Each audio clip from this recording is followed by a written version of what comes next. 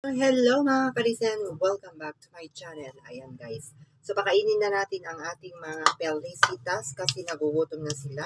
So ito muna yung ating ipapakain. Ayan o. Lagyan natin ang kanin at saka itong tuna wet cat food.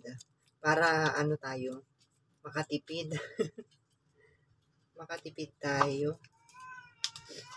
Ayan, lagay na natin dito para akong sinisipon. Malinis tong kamay ko mga kalisen ha. So ayan. Tignan natin kung magustuhan nila. Ayan. Kasi magasta kasi puro wet cat food lahat ang ilalagay natin. Konti lang. Mamaya magugutom na naman sila. So nilagyan ko na lang ng kanin. At ito na yung magsilbing ulam nila mga kalisen. Ayan guys oh. Ayan. Malinis naman itong kamay ko. At ilagay na natin sa kanilang plato. So, lagyan natin yung kanilang plato mga kalisen.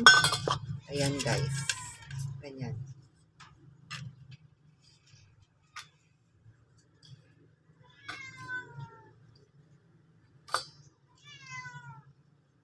Wait lang, Pelisa.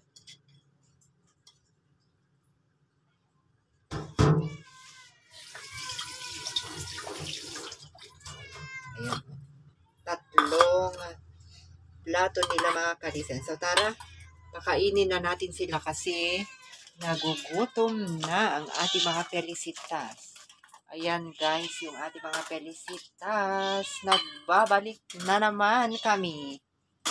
Wait lang. Ayan, kay Pelisa, kay Kiara. Ito, dito ka na lang, Kiara. Ayan. Ayan, kain na kayo ha. Hapunan nyo na yan. Ayan guys, ilagyan ko ng wet cat food na tuna, mga kalisen, ang kanilang ulam. Ayan si Mama Kat Felisa. Ayan si Samba at saka si Kiara. Ayan, laking gulat ko sa kanila mga kalisen kasi sobrang malalaki na talaga sila. Ayan, ilang araw lang kami hindi nagkita, halos magtatatlong linggo. Ayan. So, nakita ko kahapon, naramdaman ko yung kanilang excited din silang magkita-kita kami kasi tumayo talaga sila mga kalisen. Ayan siya oh. Yun si Kiara, ayan. Papakapon natin ito. Antay lang natin ang signal para maging sila, safe sila at hindi na dumami. So, ayan lamang mga kalisen yung aming update kay mga pelicitas natin. Naway nasa mabuti kayong kalagayan. Maraming salamat sa lahat ng nag-aantay ng aming vlog ng ating pelicitas. This is Hindayani, ang Rhina ng tahanan. Bye mga kalisen. Hope to see you again on my next vlog update. Kina pelicitas.